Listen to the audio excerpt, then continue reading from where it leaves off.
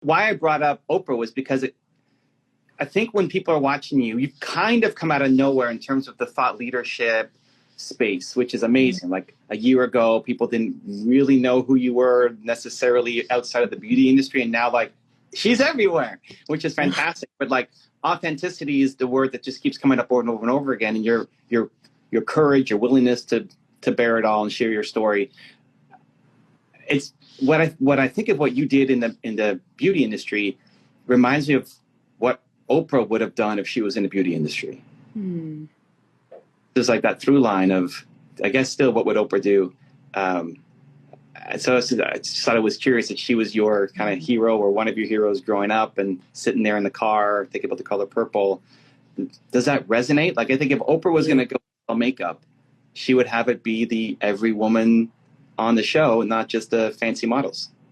Yeah. And I think that her whole life is about authenticity. You know, one of the things, absolutely it resonates. Yeah. Thank you, by the way, for saying that. That's like the biggest compliment in the world. And, you know, yeah, the whole personal growth space. I mean, I remember 20 years ago, I was a waitress at Denny's, and I would save my tip money at Denny's to buy Tony Robbins' personal power tapes and attend my first ever seminar. And I've always loved and believed, like it helped me then believe that where I come from doesn't have to determine where I'm going. And I just feel like I'm a lifetime student with everyone else. And, you know, I went through a decade of starting a business with nothing and going through years and years of rejection, and then figuring out how to turn every no that I faced, how to not take those no's personal. And there were some personal no's, but how to not take them personal, how to turn them into yeses, and went through the process of building a team of over 1,000 people, leading departments, made a lot of mistakes. I worked 100-hour weeks for close to a decade, and there's things I would do differently.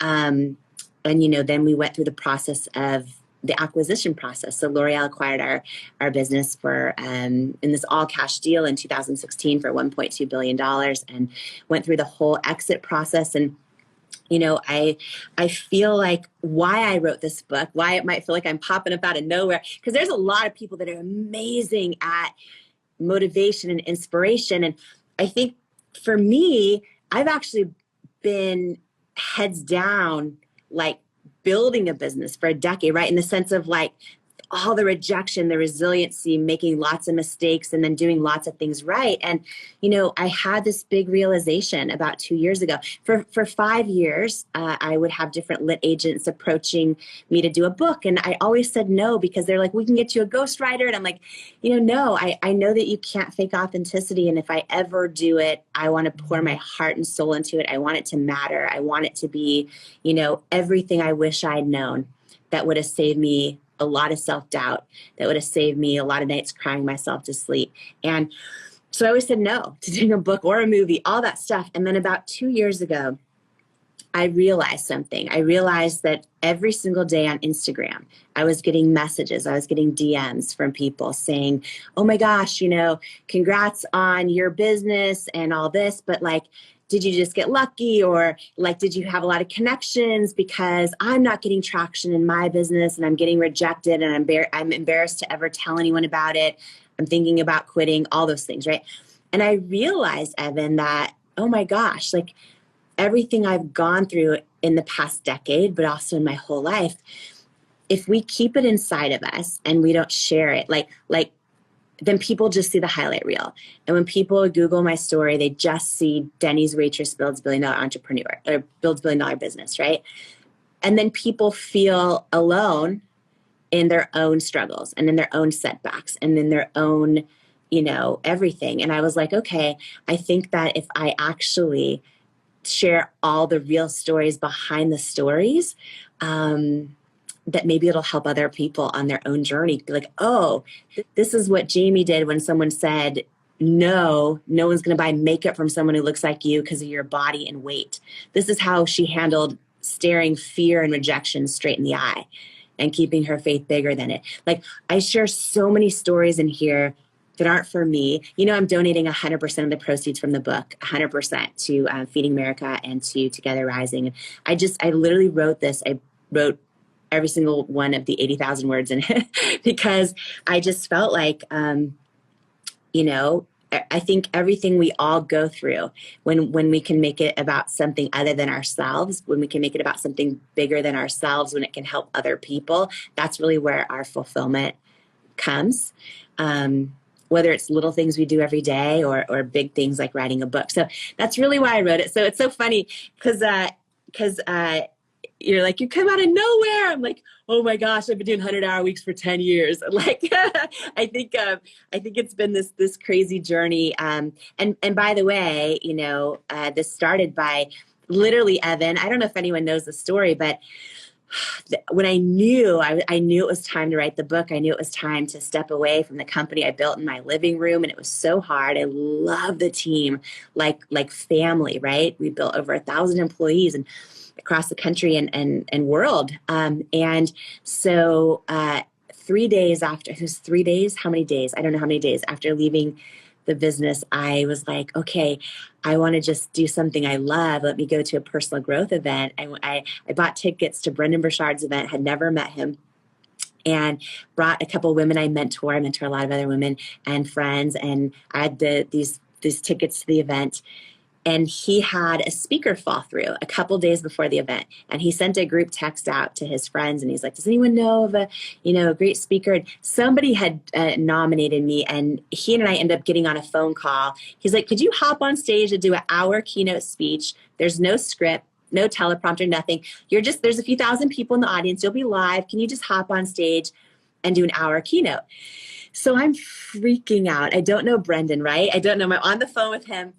And I'm like, absolutely. Like, yep, for sure. And then inside I'm like, oh crap. Like I'm like freaking out. And then I tell him, I'm like, well, I don't know if you know this, but I already have tickets to the event. So I'm going to be there anyway. He's like, what? He's like, what? And I'm like, yeah. I bought tickets. I'm bringing a couple of women I mentor. We're sitting in the audience. And he's like, you're, and I'm like, it's this funniest thing, like the most serendipitous thing. And that day I hopped on, this is talking about popping up in the personal growth space, but I hopped on his stage and did an hour keynote. All of us were sobbing. Yes, that picture. So this picture, I totally forgot this, Evan, in this moment. This picture, so Simon & Schuster wanted me to do like a professional photo shoot, right? Which is what you do as an author, a proper photo shoot. I'm like, you know what? What if we just share a live moment real, where we're in real connection with other human beings? That day I'm talking about is so funny. You're so smart, Evan. Oh my gosh, this is why everyone gets advice from you. So this day was on his stage. I popped up live, did the hour keynote. We're all laughing, crying together in the audience, and yeah, a picture taken by Maggie Kirkland, who was there, just snapped this photo. And we're like, let's use a real moment. So that was really fun. Then I got off of the stage and Brendan came over a couple of days later, met my husband and my daughter. And that was, I guess, almost 2 years ago, 1.5 years ago.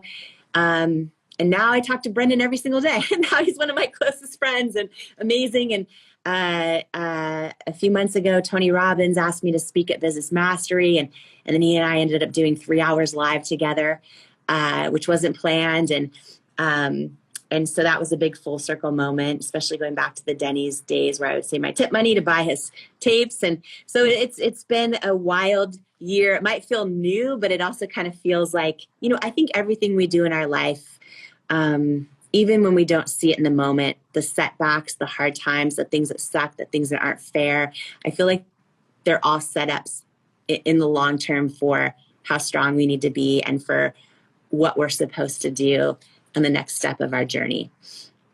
I love it. Do you have time for one quick activity? Sure. Let's do it. I don't know what it is, but let's go. Actually, I'm trusting my gut. This is it. So I want to do from Jamie a quick prayer. And what I want to do is we'll close our eyes, and everybody watching, close your eyes, and just, if you could think back to who you used to be, or like who Believe It is really meant for, the person who's struggling to believe in themselves, they're struggling to have the confidence, they have big ideas, bold ambitions, but they just need that extra reminder of who they are and that they can do it. And I see this honestly as something that whenever somebody is feeling low, down, unsure of themselves, they could fast forward to watch this part of the video again to get that personal message from Jamie. Are you down? I'm down. So this is going to be a prayer for every single person listening, no matter what faith they practice, or if they have no faith, or if they trust the universe. So I want to make sure, because I'll use the words I use when I pray. But I just want to know everyone's welcome into this prayer, no matter how they pray or if they pray at all, no matter what they believe or if they don't believe. When you see my friends in life, my closest group of friends, I actually talk a lot about this in the book, about how do you build that circle around you. They don't all pray the same or vote the same or love the same or believe the same, but they all have huge hearts. And I think in life, like, that's how we should attract people. It's why I'm honored to be your friend, Mr. Evan Carmichael, because you have a big heart. And so I just want to say that. So thank you. So, all right, you ready? We're ready. We're ready. People are crying already in the comments. You know what that tells me? That tells me that they're supposed to be here with us right now. So, all right, I'm going to close my eyes too then. Dear God, I just want to ask that you bless every single person listening right now, watching right now, hearing this right now. I do not think it's an accident that they're hearing this right now and that they're showing up, or that they're watching this video, or that they're hearing these words. And I just ask that you remind them of who they are, of who they were born to be, long before people around them told them something else, long before the world around them told them how they weren't enough or how they needed to change who they are to fit in. And I just want you to spark that light inside of them that reminds them that they have every single thing inside of them right now. So if you're listening right now and you're watching this right now, I just want to remind you, you have every single thing you need inside of you right now to become the person you're born to be. And everything in you is perfect. You don't need to change anything about who you are, right? The second you do that, you step away. The real victory is becoming all of who you are and all of the person you're born to be. And I just want to pray that every single person listening right now who might be in the midst of a setback, in the midst of a season where they're feeling doubt, or things aren't going their way, or they're just feeling like stuck and lost and like they don't belong, right? Like they're not enough. I just want to pray that they take in these words right now, especially for people feeling like they're not qualified or they don't have what it takes. Words that I love every single day that I'm going to share in this prayer right now. God doesn't call the qualified. He qualifies the called. Anyone right now feeling like they don't have what it takes is just not true. Like if God doesn't call the qualified, he qualifies the called. It means if you have a dream on your heart, a purpose you're feeling like going after, something you just can't shake, even if you're not having the success you want right now, if you feel in your gut that you're supposed to be doing it, whether it's painting the painting or dancing and taking the ballroom dance class or putting yourself out there online or writing the first page of the book, God doesn't call the qualified, he qualifies the call. It means you have every single thing inside of you you need right now to accomplish your wildest dreams. And the greatest journey we can go on in life is learning to believe that for ourselves. So God, I just want to say, I pray belief into every person listening right now. I do not think it's an accident they're hearing this or listening to this. And I just want to thank you in advance because it's already done. In Jesus' name, amen. What would your advice, who's this book for then? And what would you say to that person right now who's listening? Because our community, they love to read. They know leaders are readers, and I could attest that there's so many stories in here that, you know, our journey here through life, like learning, sometimes it's all these ups and downs, right? You know, but you offer people not only real hope, but you offer them real help. And Thank you. Yeah. And you know, this book, believe it. I mean, there's so many personal lessons. There's so many leadership lessons in here and business lessons too. But with that said, really at its heart and soul, like Believe It is a book for anyone who is really in that space where they're trying to break through self-doubt and learn to not listen to it, and also learning how to go from like not believing in yourself to believing in yourself. So many of us have a knowing deep down inside, but we haven't yet learned to trust it. So this book also is all about like, how do you go from not trusting yourself to trusting yourself, from doubting you're enough to knowing you're enough. And it's really for anyone who struggles with that doubt, right?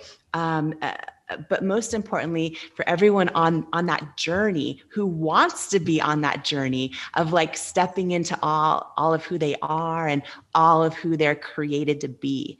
And I think the power of story, when we share stories, and also of course, lessons and tips and all the tactical stuff, but like sometimes just the power of story, is such a giving life force in like our own journeys of stepping into all of who we are. So that's who it's for. And I'm so honored and grateful to share it with you as well. So thank you. This is astonishing. I mean, going back to how we opened this, and you were saying that you would watch Oprah and she would be like your mentor of your mind. I feel like books can be mentors for people's minds also. That when I read your book, I read other individuals' books, I feel like I'm on this journey with you. And it's wonderful. You have decades of experience of taking a setback and turning into setups. And that somebody could sit down and read this book in a few days. They could download decades of wisdom into just days. And so I would challenge everybody not only to go get this book, but let's give them a challenge right now.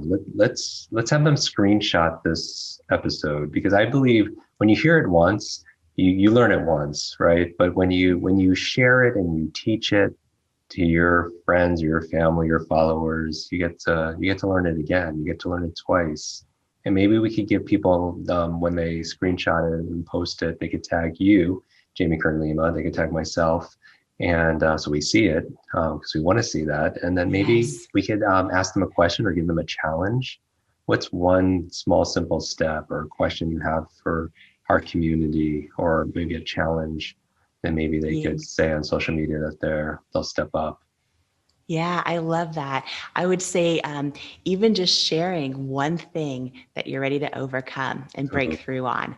You know what I mean? Just that one thing that you're going to do. Because this book is like all about, are you ready to believe in you and really to step into all that who you are? So like, what's that one thing that you're ready to either overcome, to break through, to stop holding you back? And so we're going to be talking about how do you believe in yourself to transform your life, and why self-worth specifically is so important to your personal goals, your business goals, your entire life. Maybe we could start, Jamie, with defining the difference between self-confidence and self-worth. Whoa. That one question, that is like the power question. I'm so excited you asked that, because for anybody listening to us, watching us right now, this one thing will literally change like your entire life. And, our self-worth is our ceiling. Like our self-worth is our ceiling in every area of our life, our business, our relationships, our goals and dreams. A lot of people think, oh, I just need to get more skill set or more experience or more, confidence, which is different. And all those things are important. But underneath it all, if you don't believe you are worthy of the thing, it will not come. And so, in life, like we don't become what we want, we become what we believe we're worthy of. And so self-worth is literally the one thing that's like the foundation of all of it, that when you learn to build it, can impact your business, your goals, your dreams, what you believe is possible for yourself. So I'm so excited. So, okay. And to your question, self-confidence, while it is so important and so valuable, is actually completely different from self-worth. And most of us, I'll just speak for myself, most of my life, I did not realize that I was pursuing all of these things that built self-confidence, but arriving at them, not understanding why I still didn't feel like I was enough, or I still felt like something was missing. And I thought the solution was to work harder and achieve more and level up to the next level. And all of that is an important part of growth and building confidence. But none of it builds self-worth, which is so important because our self-worth is our ceiling. Okay, so let me break it down. I'm really excited about this. So self-confidence, because this is something right now that every single person, every student, every Yes. business leader crushing it, does not matter where you're at in your life. When you understand this one thing, it can completely transform your life. Like Yes. right now, it's a big thing. So, okay, just to kind of get granular for a minute. So self-confidence, while it's internal, it is so much based on the external. So your self-confidence is how you assess your own skills and abilities, your willingness to try and to go for it, how much of the world's definition of success you feel you have, and how you feel you stack up and compare and measure to others. If you're winning or losing at any moment in time, the studies show the boxer who wins the fight is automatically 30% more confident. Our confidence is fragile. It fluctuates. It rises and falls. Our self-worth, on the other hand, is the deep internal knowing and belief that you are worthy of love and belonging exactly as you are, not as your past or past mistakes or failures, not as your successes and what's happening all around on the outside, but separate from all of that, just exactly as you are, you're fully enough, worthy of love and belonging. And two big things on this. A lot of people worry, well, okay, let me back up. Self-confidence, okay? Every ad that we see growing up and on television and all the things that well-intended family members often say where they're like, how's your job? How's your kids? We learn to believe once I have great answers to those things, then I should feel enough and like I've made it. We learn through ads that like, oh my gosh, if I get that dream car one day, or the 6-pack abs, or that certain level in my bank account, or the certain job title, then I'm going to finally feel fulfillment and enough. And just to ask everyone who is, listening with us right now and watching us right now, imagine, like, so many of us are achievers, and especially part of your community, we want to be limitless and all the things, which is so important on our journey to fulfillment. And another piece of that is the self-worth. And so for a lot of us, right, if you think about, if you've ever had a big goal or a dream or a hope and you thought, one day when I finally get that thing, like then I'm going to feel fulfilled and happy. And for some of us, it may be a certain level in our business, or it might be finally finding a life partner or getting married and having kids, or, a fitness goal. It could be anything. And then a lot of us, we dream like, oh my gosh, one day when I get that job title or that, whatever it might be. And we work really, really hard, often for years. And then when you finally get that thing that we thought would make us happy and fulfilled, a lot of us arrive at that thing and we're happy for a while. But then before we realize it, we're like, okay, but why am I back to feeling like something's missing, or like this isn't enough, or like I'm not enough? And our answer to that is usually, I just got to work harder. I got to achieve more, get the next thing. And it becomes this never ending cycle where we achieve a lot and we grow a lot and we build a lot of confidence along the way, which is really important. But if we don't have underlying self-worth, we always arrive at those things feeling empty, feeling like something's missing, and just continuing to hustle harder and harder and harder. And it just goes on forever, because all of those achievements will build self-confidence, but none build self-worth. And when it comes to self-worth, a lot of people think, well, wait a minute, especially ambitious people.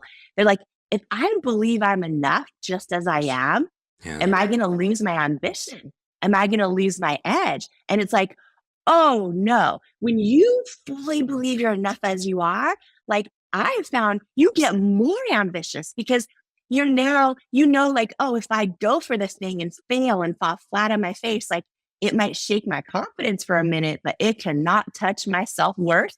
Like who I am, you become more fearless. And so knowing the difference between the two is huge. And there's a lot of great resources out there on self-confidence and on building it, which is, again, so valuable and important. but it is so different from self-worth. And Jim, maybe a lot of people like listening with us can relate to this, but I believed for the longest time that if I achieved enough, I would finally feel enough and I'd finally feel fulfilled. And after spending decades of my life achieving a whole bunch of stuff and arriving at it, still going, why does it feel like something's missing? Like this is never enough. And learning like, oh, there's a massive difference between self-worth and self-confidence. And self-worth challenges in our lives show up in 3 ways. So I can dive into that if you want me to. For anyone listening, wondering like, well, wait a minute. Okay, this is a new concept. And now do I have issues with self-worth? It really can show up 3 ways in our life. Yeah. Before we get into the 3 ways, there's a quote in here, and this is kind of what you just said was a mic drop. It's something to the tune of, in life, you don't soar to the level of your hopes and your dreams. You stay stuck at the level of your self-worth. Whether it's in your relationships, your careers, your ambitions, you don't rise to what you believe is possible. You fall to what you believe you're worthy of. I'm going to do a sneak peek read from a chapter of Worthy. How to believe you are enough and transform your life. Simple steps, life-changing results. Dedication. For the 80% of women who don't believe they're good enough. The 75% of female executives who face imposter syndrome, and the 91% of women who don't love their bodies, this book is for you. The time for change has come. Let's do this together. No girl, no woman, no person left behind. Worthy starts here. You become what you believe you're worthy of. Do you remember the first time, perhaps as a little kid, sitting in the classroom, that you knew the answer but decided not to raise your hand? With a slight pit in your stomach caused by the newly daunting awareness of other people's opinions, you debated raising your hand and going for it until you decided not to. And just like that, in a single moment, you began to live in a way that was incongruent with your soul's fullest expression. You doubted. You held back. You hid. You played it safe.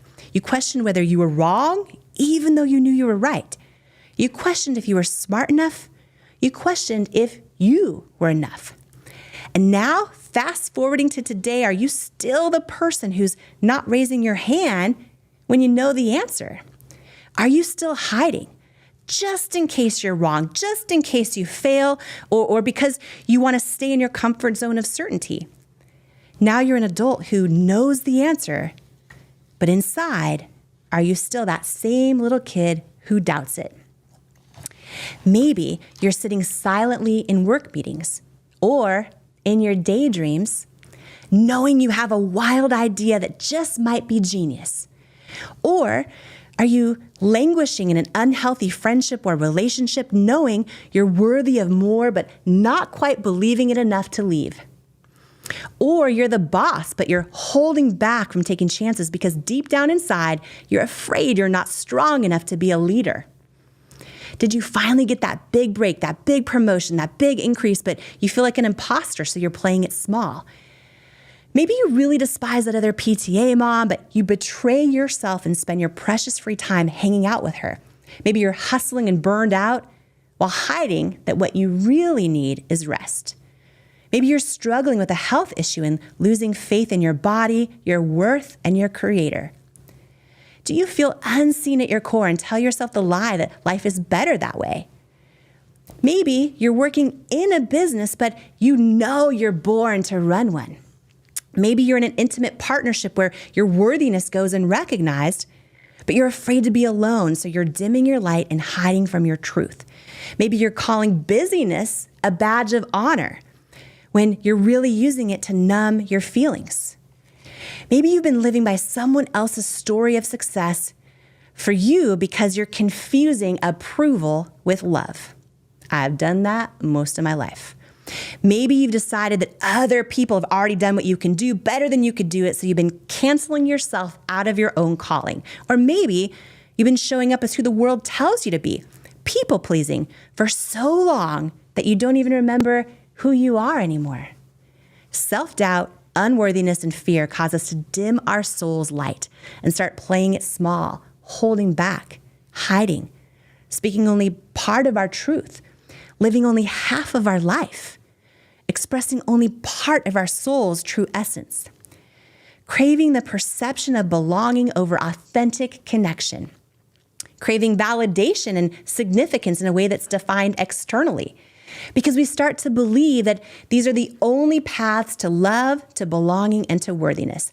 If any of these ring true for you, if you know at the deepest part of your being that you're only living as part of who you are, but you're holding back and doubting or hiding all of who you are, then you probably feel an inexplicable void in your life, an aching longing for something that's missing, an emptiness creating when others or even yourself don't know and therefore can't embrace the full authentic you, a disconnection from joy when no matter what you achieve, it doesn't bring the feeling of fulfillment you hoped it would, an unremitting feeling that you're not quite enough, a lack of feeling truly alive that you can disguise from the world with the ease of a smile.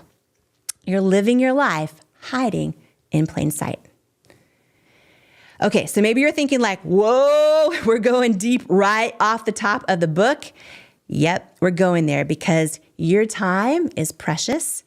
And in this one beautiful life we each have, it's precious. And I'm not showing up to play small, especially because I'm going to ask you to show up fully in the pages to come. I wrote this book with the purest intention to give you everything I've got as an expression of love from my soul to yours. And each of us is on a journey toward believing, then truly knowing in every ounce of our being that we are fully worthy, right? And here's the thing, y'all, exactly as we are, that's the key part. We're fully worthy exactly as we are. This is one of the most critical parts of achieving what Oprah Winfrey powerfully describes as the highest, truest expression of ourselves. And it's a huge step on the personal evolution of believing, then knowing that you, exactly as you are enough, valuable, and fully worthy of love and belonging. And you are. There's nothing that you have done or could ever do that changes that. But let's go there later because chances are, if you're anything like I've been most of my entire life, you might not believe me just quite yet. Speaking of Oprah, and speaking of hiding in plain sight, I want to share one of the greatest moments of my life, a moment that almost didn't happen, and one that came after 4 years of me hiding because I didn't actually believe I was worthy of it. Oprah was my mentor from afar, the one I spent every weekday as a little girl, then later as an adult watching on TV. The one I dreamt of meeting my entire life and had this wild knowing deep inside that somehow I actually would. Quote, "This is what I know 100% for sure," Oprah said as she held up my first book, Believe It, to the camera. "You don't become what you want. You become what you believe." Y'all, I did everything in my power to keep my jaw from dropping open. She's holding up my book. She made jaw from dropping open, not to pee my pants, and to believe that this moment was real and was actually happening. You see, it almost didn't happen. In fact, many of the most significant moments in my life almost never happened because for years, while my soul dreamed wildly big, bold dreams and imagined moments like this one with Oprah, I never thought they could actually happen because I didn't believe I was worthy of them ever actually happening. In fact, maybe you can relate to this. I have spent most of my life feeling like I wasn't enough and doubting myself out of my own destiny. No matter how vividly we visualize our goals and dreams, perhaps in relationships or in our careers or in our health, no matter if we even take action toward making them happen, if deep down inside we actually don't feel like we're deserving or worthy of those dreams and goals, then we won't achieve them. We'll stay stuck and never go for them. We'll talk ourselves out of them. We'll give up too soon or somehow sabotage them along the way.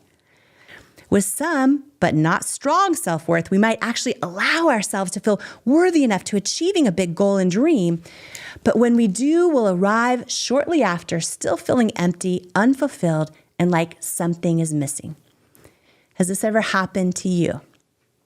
If you've ever experienced a sense of not enoughness, even if you know it's a lie, because it is, and you want to overcome it for good, this book is for you. If not enoughness feels like, your hidden twin, then we might just be long lost triplets.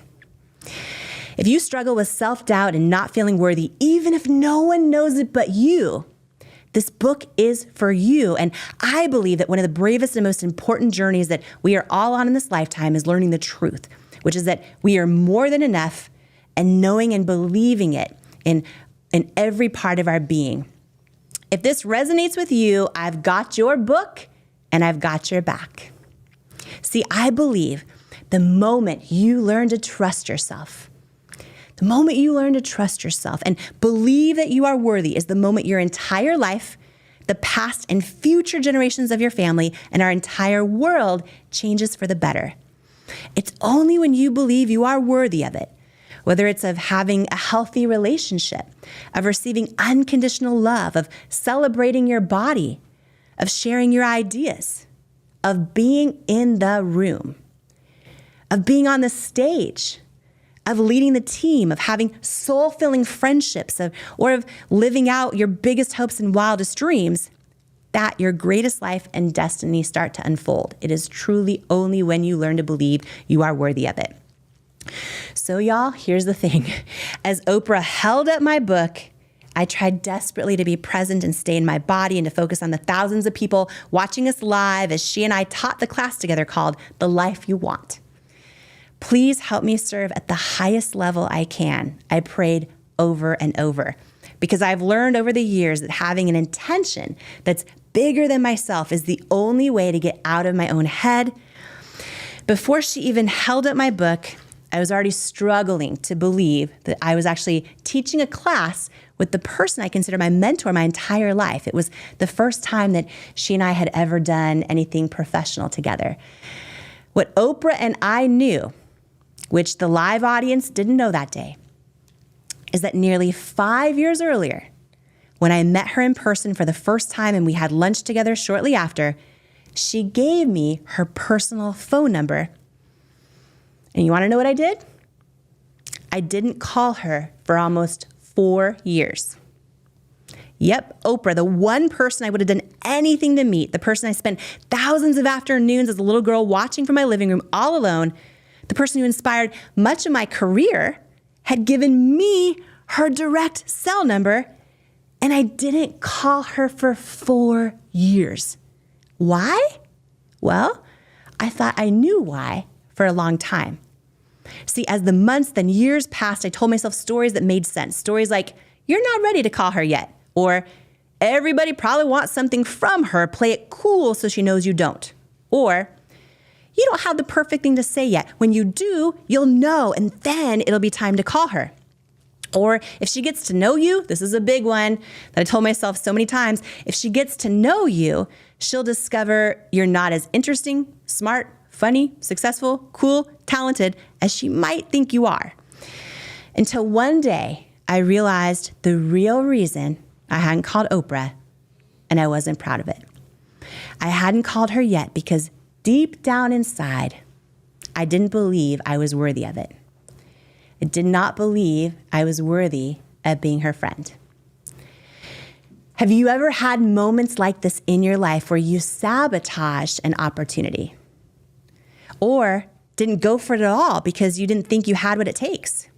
Maybe this is a reoccurrent theme for you in your life right now. And if it is, you're far from alone. I believe one of the most prevalent forms of cancel culture is one that no one talks about. It's us canceling ourselves before we even try. When I realized the real reason I hadn't called Oprah in 4 years, I felt a knowing. Feeling unworthy was not aligned with who I truly am, with the person I was created to be. See, my soul, all of our souls know, my soul knew I was worthy, but I let my thoughts and my mind's deep belief about my own unworthiness overpower my soul's knowing.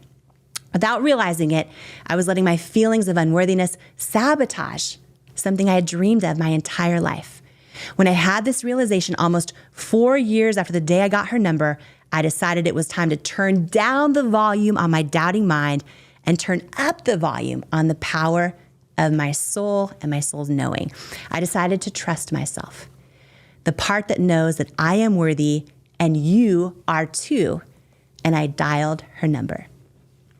I'll share more about this call later, but first, fast forward to May 2022, when I was teaching the class live alongside Oprah. I had been preparing tirelessly for months for this opportunity, but like all of our biggest moments in life, we've really been preparing our entire lives for them, right? Whether we know it or not.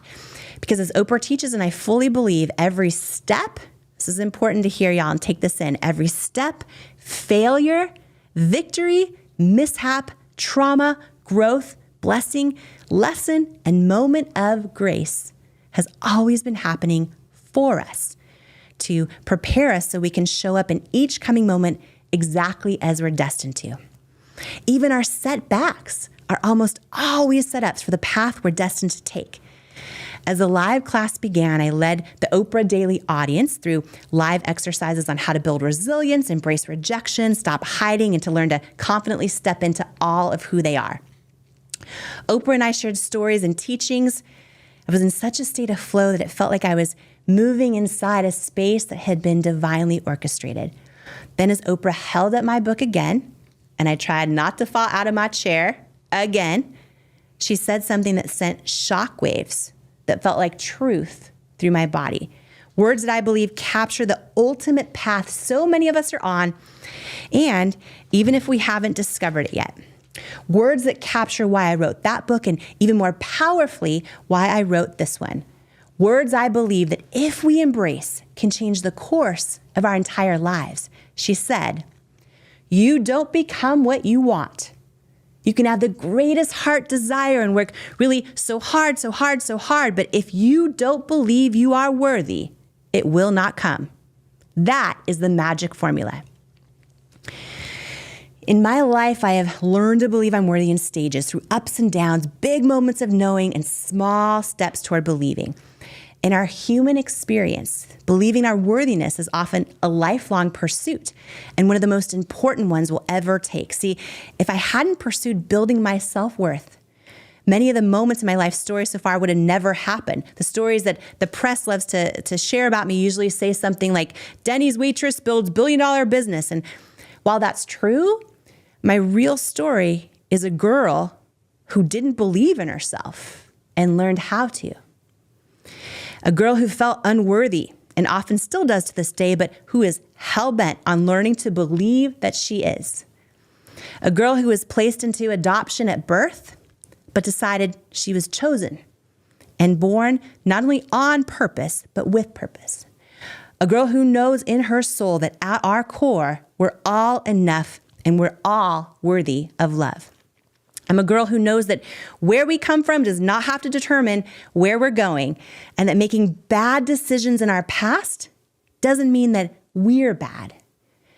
A girl who knows that the labels that others put on us and the ones that we put on ourselves are removable, not permanent. A girl who faced thousands of rejections for years when she was building her business, but chose to trust her gut and keep going anyways. A girl who had a knowing she'd one day meet Oprah, and then learned that we become what we believe when we finally believe in ourselves. A girl who had learned that she was worthy of being in the room, of launching a business, of being called CEO, of learning not to wait on her weight, of learning to love herself and learning to believe she's worthy of love. A girl who knows that we are not our past mistakes. We are our present and future intentions. Here's what I know to be true. And this is so important to take this in. If we don't believe we are worthy of starting the business, of being in a loving, committing relationship, of having healthy, empowering friendships, if we don't believe we're worthy of a seat at the table, of writing the book, of running for office, if we don't believe we're worthy of rest, of celebrating your body exactly as it is, of soul care, of doing less and being more, if we don't believe we're worthy of showing up on social media authentically, of leading the team, of breaking the generational cycle, if we don't believe we're worthy because we've made too many mistakes, we've already failed too many times, or because someone told us we weren't worthy and we believe them, if we don't believe we're worthy of all the things we want and deserve, we'll never get them. In life, you don't soar to the level of your hopes and dreams. You stay stuck at the level of your self-worth. You don't rise to what you believe is possible. You fall to what you believe you're worthy of. In your goals and career ambitions, you don't achieve everything that you are qualified for or capable of. You plateau at what you believe you deserve. And whether you know it or not, at the level of success where you've established your own internal identity. In your romantic relationships, the level and depth of intimacy, vulnerability, and love can only be as strong as the level and depth of vulnerable, intimate love you have for yourself. It's the same with your friendships. And in these relationships in life, okay, here's a big one, y'all. This is, okay. In your relationships in life, the level of pain you allow another person to cause you, whether it's through hurtful words or actions, often hovers right around the standards you have for the level and frequency of hurtful thoughts, ways, and words you think and say to yourself. And it's the same with your body. Your body can feel like a source of shame or like a miracle in motion, all depending on your relationship with worthiness. When you change what you believe you're worthy of, you change your entire life. See, we can have big goals and dreams. We can study, get knowledge, get all the biggest degrees on the wall. We can become activists, use our voices. We can know with passion and clarity that what we believe in and what we believe for. We can make vision boards, and we can even distinguish ourselves amongst the rare group of people who actually take action toward getting what we want in life. But if we don't believe deep down inside we're worthy of it, it'll never happen. Or if it does, we won't be able to sustain it. Because in life, we don't get what we want. We get and maintain what we believe we're worthy of. And when deep down inside, we don't believe we're worthy of what we want, hope, and dream for, we'll find a way to lose it or for it to not happen at all. We'll sabotage the opportunity. We'll put the decent guy in the friend zone. We'll ghost a new friend that has pure intentions. We'll make a million excuses why we're not ready to make a career move, don't have the resources or the time or the talent. We'll focus on our problems instead of our potential, because problems can be an easy way to justify playing life small. We might think we have a net worth problem, and what we really have is a self-worth problem. And when we deep down inside don't believe we're worthy of abundance, we sabotage ourselves to make sure that we don't get it. We dim our light to make others feel comfortable and fit in. We tell ourselves stories like, once I get to my goal weight, then I'll be enough. Once I get more experience, then I'll apply for the promotion. Once I get the kids through school, then I'll focus on building a healthy relationship. We'll sit in the audience watching, all while knowing we are born to be on the stage. We'll walk into the room and all while hiding in plain sight, and then we'll start living our lives this way. We'll talk ourselves out of our potential, out of our talent, out of our knowing, out of trusting ourselves, out of our gifts, out of the relationships we deserve, out of getting unstuck, out of making our health a priority, out of asking for the raise, out of launching the idea, out of accepting a mentor's offer, and if we're not careful, out of becoming the person that we're born to be. If one of these examples hits home for you, or you feel like it's a past or present version of yourself, then this book is for you.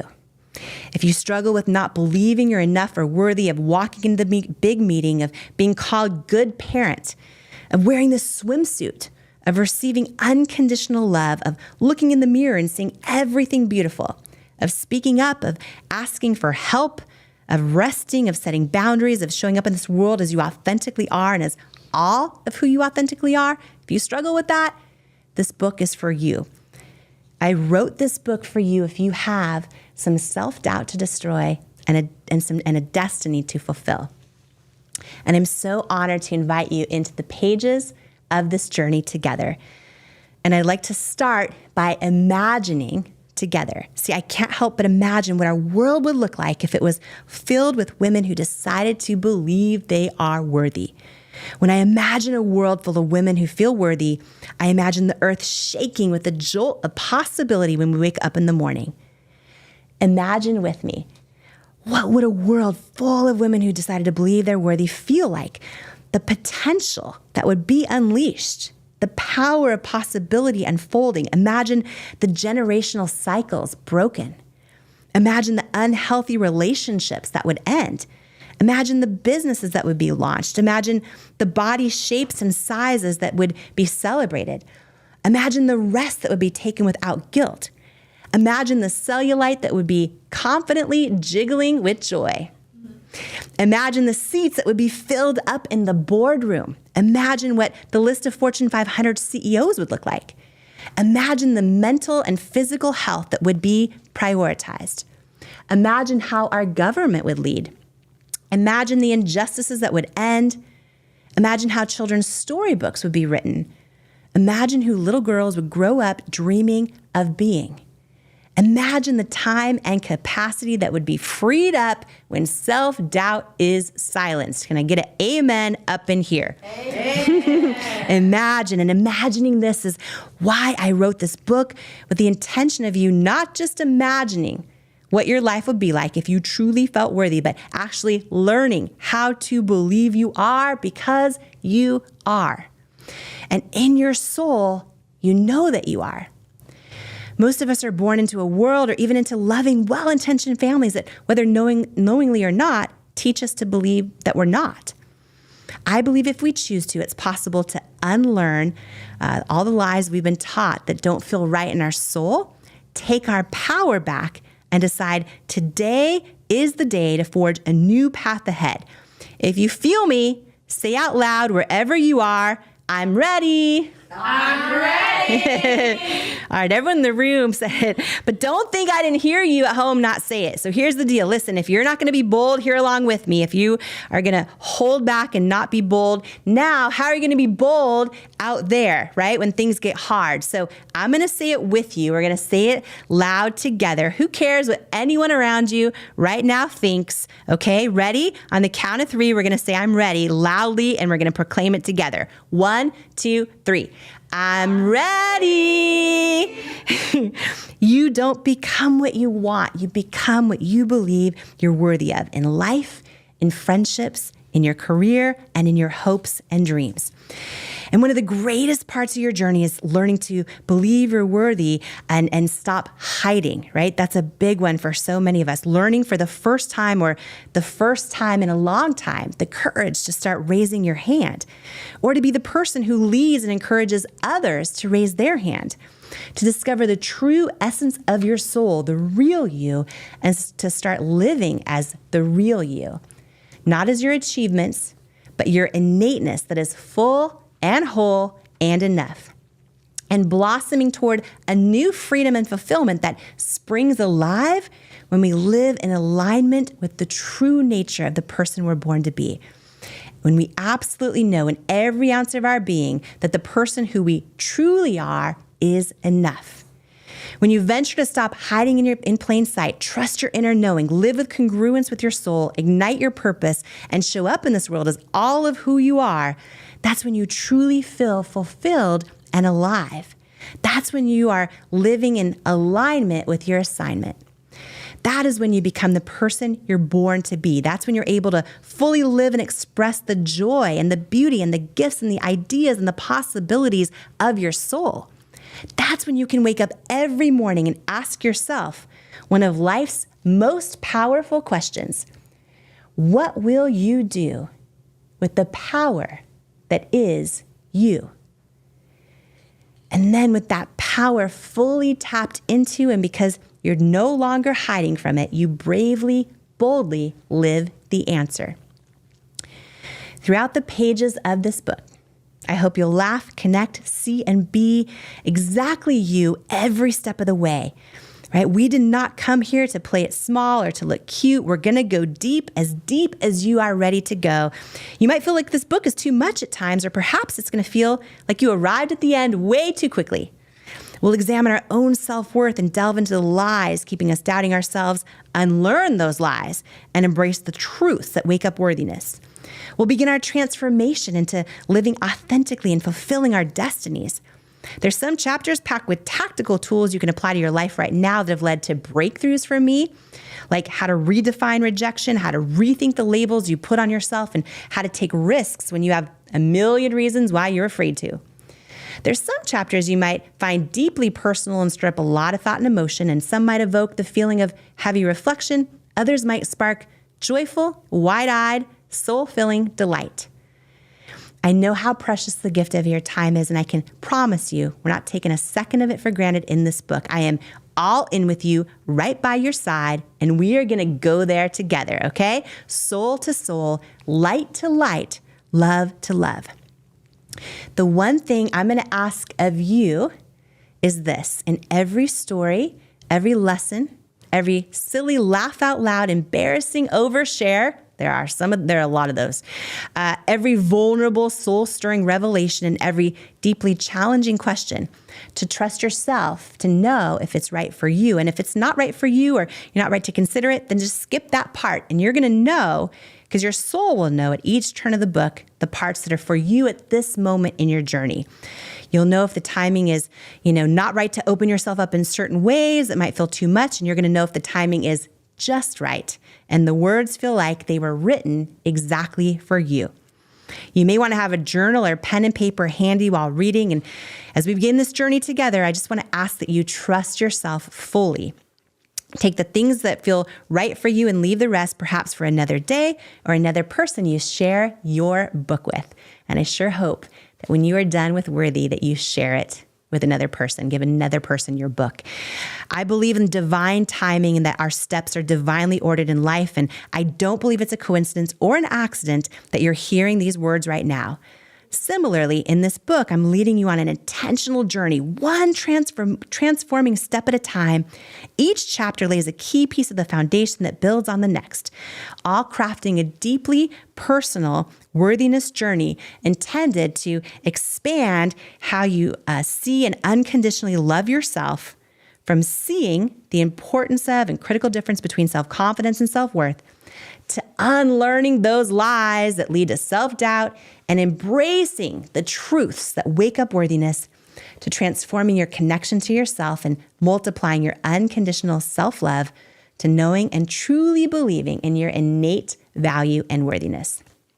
As we begin this journey, I want to invite you to come with me through the pages and it's who you truly are, not as the role you play at work, not as who you have to be when you're the leader in the room, not as who other people want you to be, not as the version of you that the world rewards, not as the socially conditioned belief systems that you've built, but as the person who sheds all of it, who is willing to show up soul first.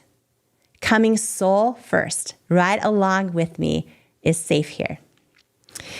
Knowing this truth, there is nothing you can do or say that could ever make you unworthy of love. I believe we are all here to love, to receive it, to give it, to live it, to be it. And our greatest journey on this earth is to learn how and to truly believe we're worthy of it. My intention in the pages of this book is that you experience the true feeling of home that fills your soul. And there's no greater feeling of home than living in alignment and congruence with your soul, with the true nature of who you are and who you were born to be, fully worthy. And yet, when we aren't living in the truest expression of our souls, it can feel like we're a stranger in our own lives, as if we're living our lives away from our real home. Our souls are our true home, and the words in this book are a love poem from my soul to yours. Let's live in our souls together on this journey. And as we get started, I want you to feel like I'm welcoming you right into my home. When I imagine opening my front door to see you, I will really see you.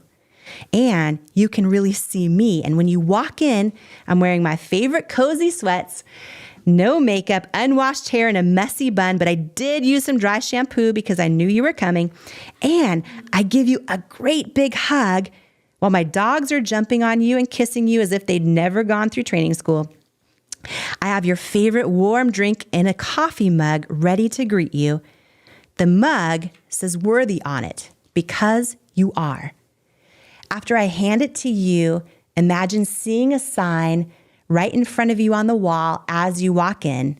It's how I want you to feel when you walk into my home or into my hug. The sign says, come as you are. Heal where you need. Blossom what you choose. Journey toward your calling. Stay as long as you like. You belong here. You are worthy. You are loved. You are love. I love you, Jamie. Are you ready to get started? Because I am ready if you are. And as you are about to turn the page, I'm imagining reaching my hand right out to yours. Here we go. I think that this is a time, again, we talk a lot about this, where we're all like, we've gone through a hard season. Robin Roberts, by the way, who was the first speaker yesterday at my event, said something so profound. And in case you missed this, I want to share it because this is huge. We were talking about getting out, like being 14 months into a tough season. And, you know, she's had so many setbacks in her life and probably some of the most incredible victories anyone could ever imagine, right? She's won almost every award on the planet. She's wakes up, you know, all of America every single day on Good Morning America. And she said something so profound that out of all of her accomplishments, out of everything she's gone through, the things she is most proud of, the things that fulfills her the most, that brings her the most joy, that she's most proud of, are the things she had to overcome. The things she had to overcome, not this accomplishment or that accomplishment or this outcome or this achievement. It was the stuff she had to go through and overcome. And I thought it was so profound because so many of us are in a hard season right now, or we're not seeing the traction we want in our business, or we're not all the things, right? The pandemic's been tough on a lot of families, a lot of parents. And think of all the things that we're overcoming right now, right? It doesn't mean they're fun when we're going through them, but the things we're overcoming are the things that a lot of times we end up being the most proud of. And I just thought that was amazing because we talk about feeling the day a lot. And when we think of it that way, it's like, oh, wow. Yes, I'm in the midst of a hard time, but I'm in the midst of something I'm going to overcome and I'm going to be the most proud of. Mm-hmm. And I thought that was such a powerful way to start the day yesterday. Wasn't that so good? So good. The stuff she Listen, that's shared, a belief. That is a belief. And you guys should write this down. I will overcome. Someday you're going to overcome the circumstances you have right now. And you're going to be proud of yourself. Yeah. But you can be proud of yourself every day if you're making momentum towards that. Yeah. Some days you do. There's a day where you surmount the problem, right? It's over. It's done. Like you achieved it. You broke through.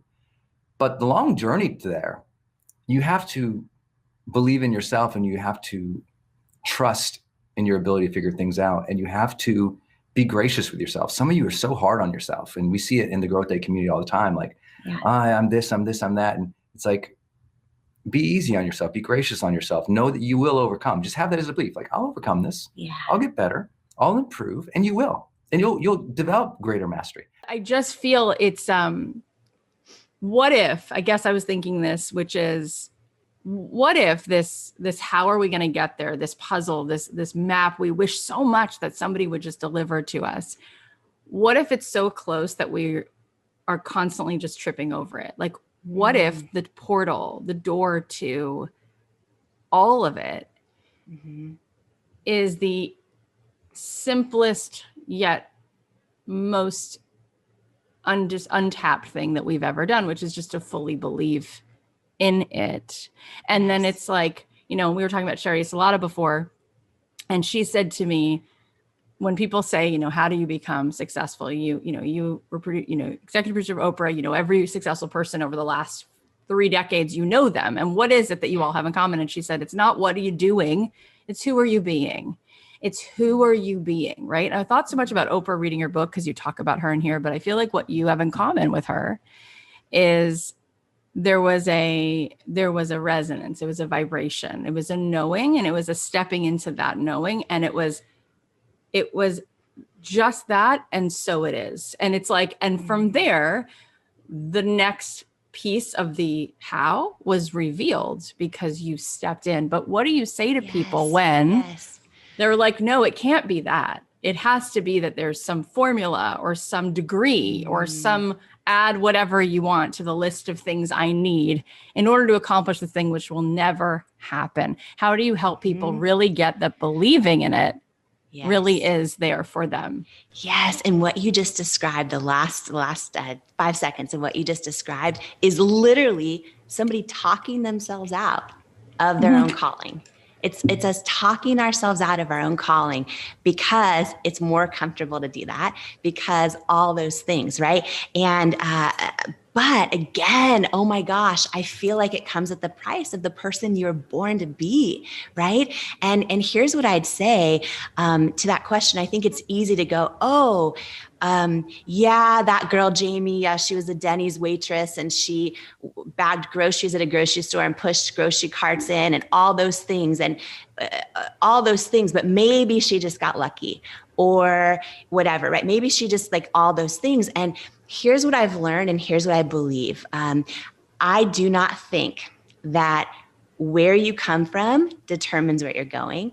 I don't think that any of the opposition you face in life, whether it's people rejecting you, people not believing in you, like I've gone through so many years of rejection, and I share the story in this book of, 3 years of like I created this product, and I had this dream, right? Because I have hereditary rosacea on my cheeks, and I could never find makeup that would work for it, and I was working as a television news anchor. I knew nothing about the beauty industry and, took a big risk and poured all of our money into this business. And I finally created something that worked for me. And I really thought this was going to be huge. But I also wanted to use a different type of model than the beauty industry was typically using, because I had this realization, right, that my whole life, because I was like, why can't I find something that works for me? I never realized nothing out there, no other products work for me. And in realizing, wait a minute, okay, my whole life, all I've seen is images of models where they're, they all look, they're photoshopped, airbrushed on commercials on television and in magazines. And I've never actually seen anyone that has rosacea on their face and on top of it, how do you even know if they're wearing the product they're advertising?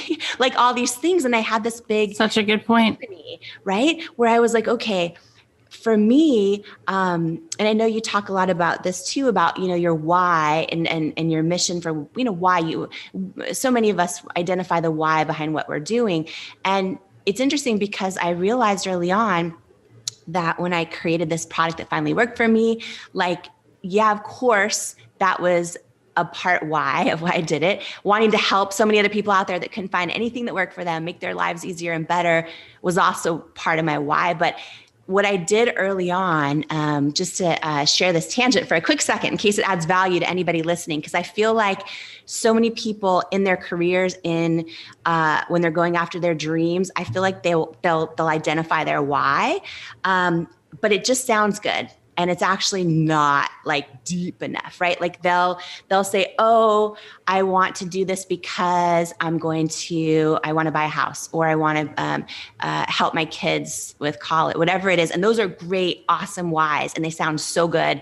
But like, unless it's deep, deep, deep, deep to your core, it's not going to be strong enough to prevent you from quitting when times get tough, right? And I've done a lot of things wrong in my journey, but one of the things I did right was early on, I just peeled back those layers of why am I? And by the way, going through 3 years of hearing everyone say no to you and getting down to under $1,000 in my bank account and not knowing if my company was going to make it. Like when you go through all that opposition, when you have no proof of success around you and you have no one saying this is going to be amazing, you're going to do so good. And like, every time I checked in with my gut, I felt like I was on the right track.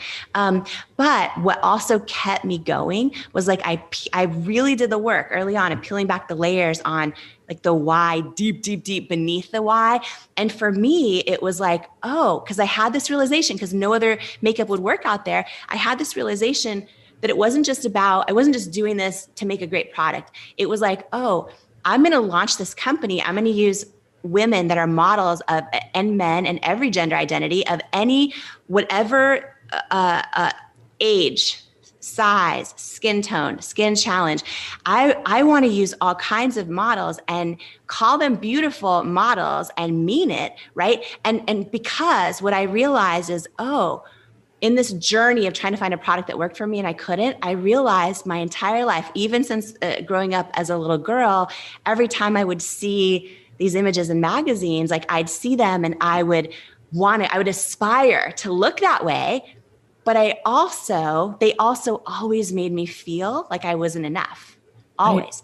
Right. And my deep why, like for this not giving up after during years and years of no's, was like, I wanted to shift culture in the beauty industry around inclusivity, but also around the types of images used as models and the definition of beauty. And I wanted to do that for every little girl out there who's about to start doubting herself, and like every grown woman who still does. Yeah. And like that is what drove me through all of it.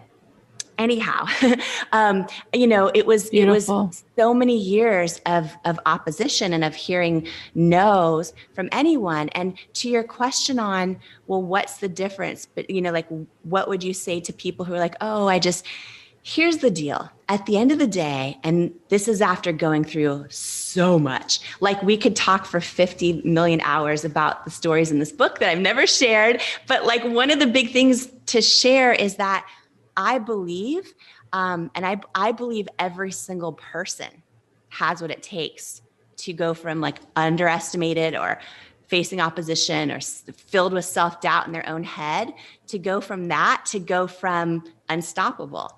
I believe every single person can do it. And I really, truly believe the first criteria for that is that they need to want to, right? They have to want to. And a lot of people just decide, for all these reasons, this isn't possible for me. I believe step one is deciding you want to. And after that, it comes down to mastering belief. And that's hard. But when I look back on my journey, when so many people are like, how did you start with nothing and build $1 billion company from your living room? It's like, yeah, I worked really, really, really hard, too hard, frankly. I worked really hard and I didn't give up. Like every time I got knocked down, another no. Yeah, it was hard. Yeah, I cried myself to sleep so many nights, but I didn't give up. But to me, that is just like the price of admission for being an entrepreneur that keeps a business going. For me, the single biggest thing, and I would say this to everybody, despite what their dream is, but like for me, building a $1 billion business from my living room, the single biggest thing I did right was like, I made the decision to believe that I could. Yeah. And that is why I wrote this book, because I believe that, it doesn't matter if someone's dream is to get on the PTA board and decide they like the other women. I don't know it doesn't matter what your dream is. To me, learning the steps of and being on the journey of breaking through, learning how to break through that self-doubt, tuning out other people's opinions, and truly, because so many people can't even hear their own intuition, truly learning how to hear your own gut and tune into and learning to trust yourself. And then learning how to truly believe that it's possible for you to become all that you are and all you're called to be. That I believe that's possible for everyone. And that really is why I wrote the book. Yeah. And you do such a good job of giving that belief over.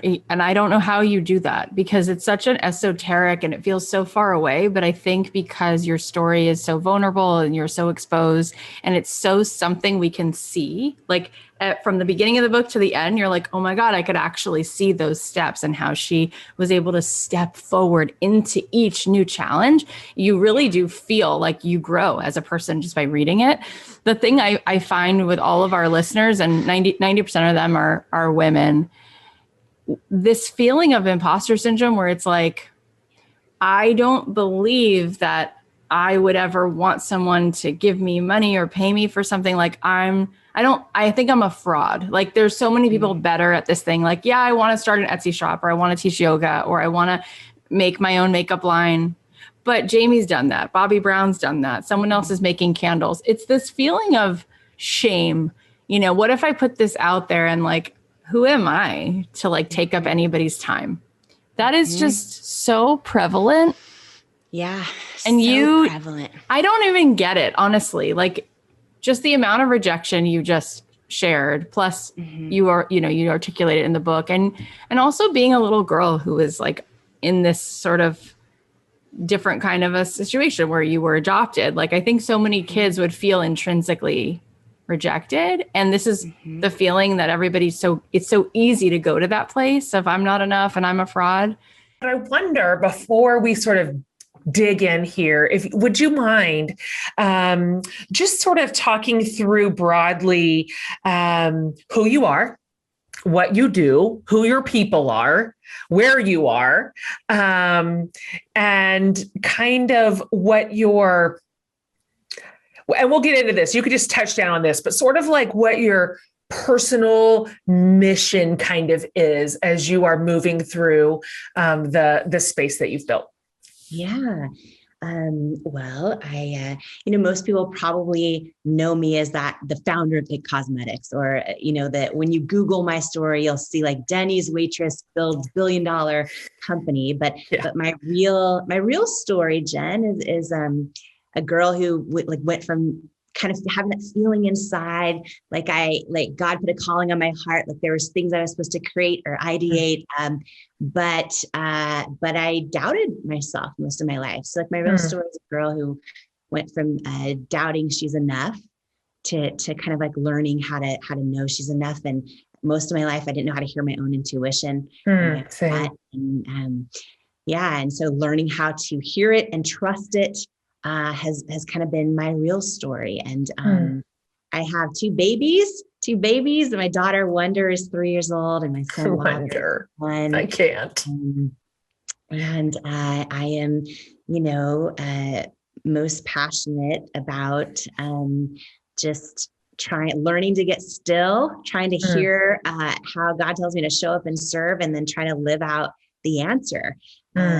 So for a big portion of my journey so far, that came in the form of trying to change the beauty industry. Yeah. And then no big deal. No big deal. Right. And most recently, through writing Believe It, it's really just been about hoping to use everything I've gone through and the mistakes I've made, the things I did wrong and right.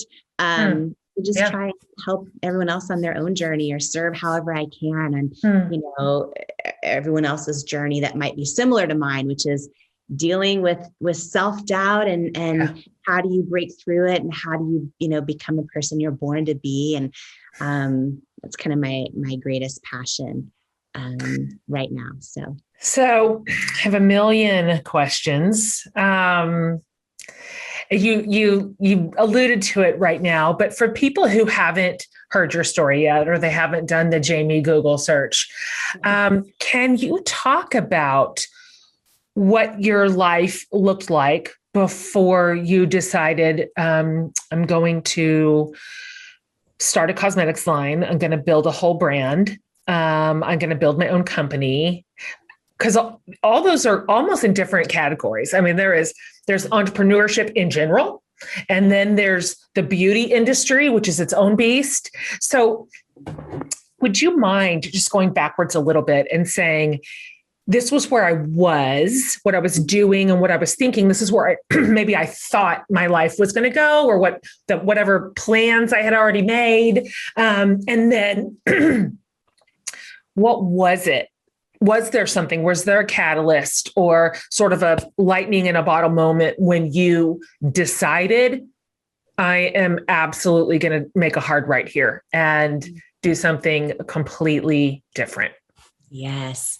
Yeah, absolutely. And there was, it was a scary moment where I thought, oh, I'm not qualified and I have no money and no connections and I don't know how it's going to happen, but I keep having this feeling and I can't shake it. Yeah. So, so growing up, my parents worked a lot. They worked really hard and I was always alone a lot. And so I would watch Oprah in my living room growing up. And I always I fell in love with this idea of how she was able to share other people's stories. And I just thought from the time I was a little girl, like, oh, I'm going to grow up and share other people's stories with the world. And so I always thought that's what I would do. And that would be my dream job. And fast forward to my late 20s and early 30s. And I was working in what I thought was my dream job. So I was working in television news and, interviewing other people and anchoring the news and all that. And I went through this season that I thought was setback in my life. So, I developed a skin condition called rosacea, which for some people is super mild. For me, it would I get huge kind of red bumps and welts all over my cheeks and forehead and nose, and gets to be like a sandpaper like texture. And when that started developing, I would be anchoring the news, and I would hear in my earpiece live from the producer, "There's something on your face. There's something on your face. You need to wipe it off." And they were just trying to have my back. Like, it was a real positive thing, but they're like, "There's something." And I would be live on television, and I knew, Jen, that there was nothing I could wipe off. Right. I knew what was happening was the makeup was breaking up and under the hot HD lights, and the redness was coming through. And so it started this season of kind of what felt like setback, where I would be live on TV and I'd be having thoughts like, are you going to get fired, or are you changing the channel right now? Are ratings going down? And it started this kind of quest where I started, trying every makeup product I could find out there, in hopes of not getting fired. And so the products in the drugstores and the department stores and the pro makeup artist lines, and a couple of things happened. One is that I couldn't find anything that would work. And so that was kind of frustrating, because it would either be really thick and look like a big mask, or it just wouldn't cover. And so that was frustrating, and I didn't know, what I was going to do about it. I went to all the dermatologists and learned there's no cure for it. And I tried all the prescription stuff and nothing was working. And so in the midst of all that, I think it's Joel Osteen that coined the phrase that our setbacks in life are so often our setups for what we're supposed to do next, or for greater callings on our life. And so this was really an example in my real life of a setback that was really a setup. And I just didn't know it at the time, right? A lot of times we're in the seasons of setback and they just suck and hurt, and we freak out and all those things. And so I in the midst of trying to find a product that worked, I also kind of had this epiphany where I was like, wait a minute, I've never actually seen, because there's so many makeup companies, and I've never seen one showing a model with rosacea and showing it, and I'm like, why is that? And so a bunch of things happened at once. I started getting this kind of inkling, this gut feeling. well, that would tell me like, if you could create something that works for you, it'll probably help a whole lot of other people. So I kept having that feeling, that instinct in my gut or in my heart, but like what happens to so many of us, like the self-doubt in my head would say things like I was sharing earlier, like, you're not qualified. You're not a scientist. Yeah. You were a Denny's waitress and now you're a news anchor. What do you know about beauty? No one exactly. You're not a scientist, all those things. Right. So I sat in that place for a long time of having that feeling in my gut, but then my head talking me out of what I think was meant to be my truth and my path. Right. And I stayed there for a while. And I just couldn't shake that feeling. And the other thing that happened, which ended up becoming the real fire behind everything for me, was I had this big epiphany. And like, we always hear about people talking about their why and all of that. And I had this realization that, yes, I'd never seen any models with rosacea, but then I kind of realized my whole life, growing up, I always saw the beauty ads on TV and in magazines, and I always loved them, and I always aspired to look like them, but they also kind of always made me feel like I wasn't enough. Sure. And so it was wild that in the midst of this idea of what if I could somehow create a product that works for people with skin challenges like me, in the midst of that, I also had this big moment where I'm like, wait a minute, what if I do that? And what if I use real people as models, right? Like every age and shape and size and skin tone and skin challenge, and call them beautiful and mean it. And what if I could somehow like shift the definition of beauty in the beauty industry for every little girl out there who's going to see these ads and start doubting herself, and every grown woman and person who still does. And it was kind of this like big thing for someone sitting there feeling unqualified with like no idea how it's going to happen. So that happened. And I sat in that place for a long time though. And I think for so many of us, like this is, like our fears keep us in that place where we just stay stuck and don't go after the thing.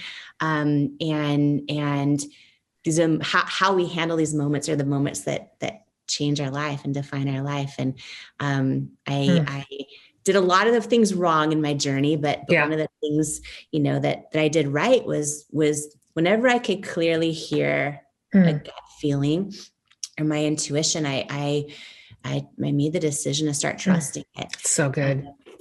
And my honeymoon flight to South Africa, wrote the business plan with my husband, which is the least romantic way.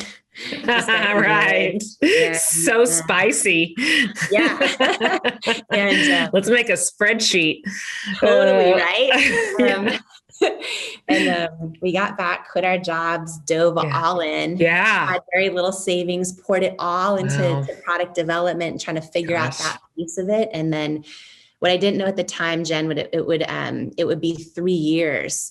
At that point on, from the time we launched the company, it would be over 3 years before we could afford to pay ourselves. And also all these stores I love to shop in, Sephora, Ulta, department stores, QVC, I put them all on a pedestal. I thought, oh my gosh, if I create something that is life-changing for me, they're going to love it. And what I didn't realize is they would all say no hundreds of times for 3 years. So it was 3 years of hundreds of no's, of not being able to afford to hire anybody, of by the day trying to build this thing out of my living room, and seeing no proof that my gut feeling was right for a long time. And most people don't know that. They just see It Cosmetics today. Sure. And it's wild, but it's the largest luxury makeup company in the US, which is just, it's wild to even say those words. But for the first 3 years, it wasn't just like one no or 5 no's, or it was hundreds of no's. Oh my gosh. So I love this so much. And I think I have a little bit of a brain and a will that must be similar to yours. I don't take no's. Well, I just don't take them, I guess. So I want to ask you this question. You said 2 things that I really like. The first one is the learning to trust your intuition, learning to trust your gut. That means a lot to me.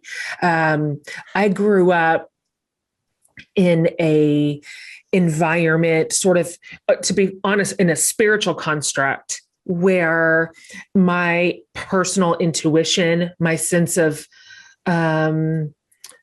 direction, my gut, like you described it, was always, it described to me as being incredibly suspicious. That if it was something I thought or suspected or was leaning toward or even wanted, that kind of baked into that was a selfishness, or just I should disregard it because I couldn't trust myself. I had just sort of been taught that everything that I had in and of me was unworthy and unreliable. And so it took me a really long time, really, really long time. I mean, I'm 46, and I feel like this is just something I have just reversed in my 40s. It took me that long to sort of uproot that that bad plant. Ladies and gentlemen, rock this house and welcome to the stage, Jamie Kern Lima! Baby Kern Lima! Every single one of us has had someone tell us we're not enough. Every single one of us has had someone say words to us that hurt.